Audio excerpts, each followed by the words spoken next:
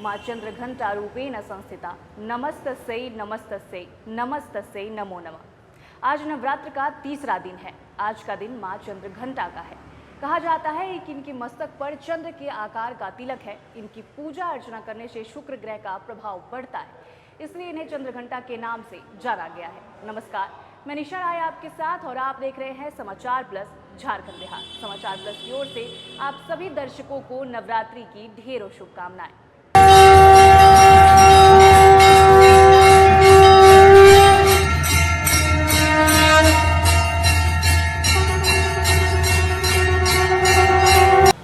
आज नवरात्र का तीसरा दिन है और इस खास कार्यक्रम की हम शुरुआत कर चुके हैं और इस खास कार्यक्रम में हमारे साथ जुड़ चुके हैं आचार्य कृष्णकांत जी। आचार्य जी, सबसे पहले तो आपका बहुत बहुत स्वागत हमारे इस खास कार्यक्रम में। और सबसे पहले तो आपसे जानना चाहेंगे कि आज नवरात्र का तीसरा दिन है माँ चंद्रघंटा का, तो माँ चंद्रघंटा का महत्व क्या है और किस तरीके से इनकी पूजा अर्चना की जानी चाहिए? देखिए, ऐसा है कि सबसे पहले मैं ये कहना चाहूँगा समाचार प्लस के दर्शकों को, प्रतिवर्ष की भांति इस वर्ष भी शारदीय नवरात्र के दिव्य मुहूर्त में आपको हम नानाविध पूजन के महत्वों पर प्रकाश डालते हुए आ रहे हैं। और आज शारदीय नवरात्र का तृतीय दिवस है। इस तृतीय दिवस के दिव्य मुहूर्त में अनंत शुभकामनाएं सभी समाचार प्लस के दर्शकों को आचार्य कृष्ण की तरफ से। देखिए, आज तृतीय दिवस का चंद्रघंटा का दिव्य मुहूर्त चल रहा है। इस दिव्य मुहूर्त में लिखा, पिंडज प्रवरारूढ़ा चंडा कोपार शास्त्रैर्युता, पिंडजा प्रवरारूढ़ा चंड कोपास्त्रकैर्युधा, प्रसादम तनुते मह्यम चंद्रघंटे दिविश्रुता। शास्त्रों में कहा कि शारदीय नवरात्र की दुर्गा उपासना तीसरे दिन का अत्यंत महत्वपूर्ण है। इस दिन साधक का मन मणिपुर चक्र में प्रवेश होता और भगवती चंद्रघंटा की कृपा से अलौकिक वस्तुओं की वह प्राप्ति करता है। भगवती चंद्रघंटा की कृपा साधक के समस्त पापों को एवं बाधाओं को भगवती दूर करती है। भगवती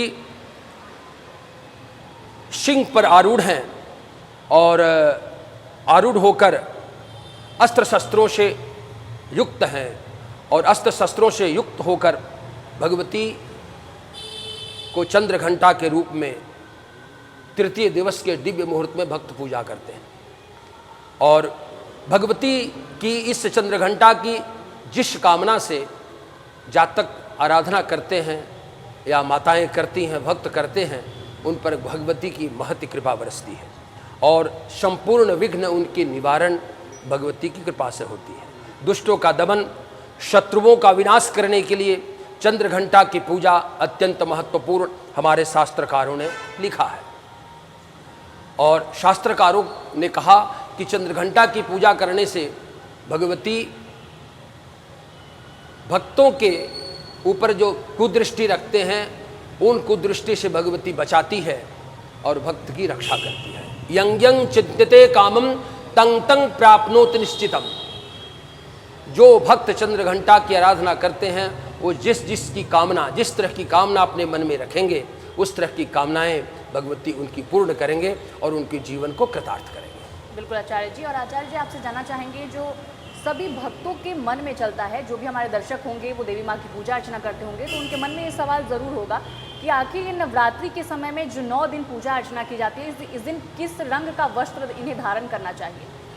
देखिए, ऐसा है कि चंद्रघंटा शारदीय नवरात्र के प्रथम दिन शैलपुत्री है। शुभ्र वस्त्र, एकदम दिव्य वस्त्र अर्थात थोड़ा क्रीम लिए हुए वस्त्र को प्रथम दिन धारण करना चाहिए। दूसरे दिन ब्रह्मचारिणी, तृतीयम सामान्य अलौकिक जो वस्त्र है, हल्का सा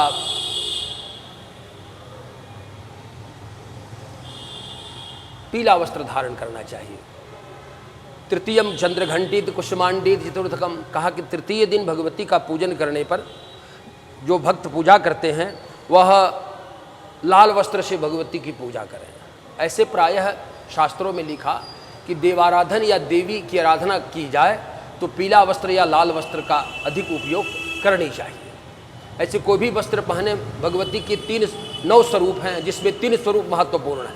एक महाकाली, महालक्ष्मी, महासरस्वती।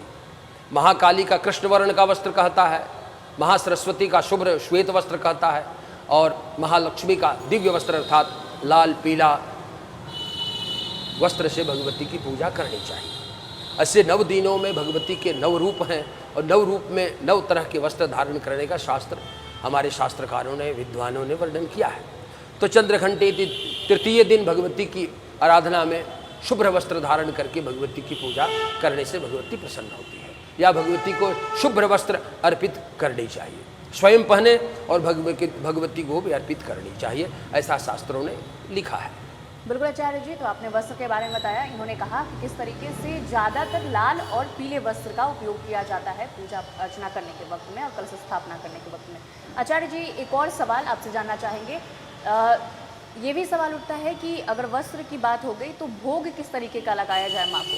जब कलश स्थापना कोई भक्त करता है उस दिन 9 दिन होते हैं, 9 दिनों में किस किस तरीके का भोग कौन कौन से दिन पे लगाया जाए? देखिए, ऐसा है कि शास्त्रों में कई तरह का विद्वानों ने अपना विचार रखा है, लेकिन मैं अपना विचार जरूर देना चाहूँगा कि देवताओं को सर्वोत्तम वस्तु अर्पित करनी चाहिए। उत्तम नहीं, सर्वोत्तम। आप जिस तरह की वस्तु देवताओं को अर्पित करेंगे उस तरह का फल आपको मिलेगा।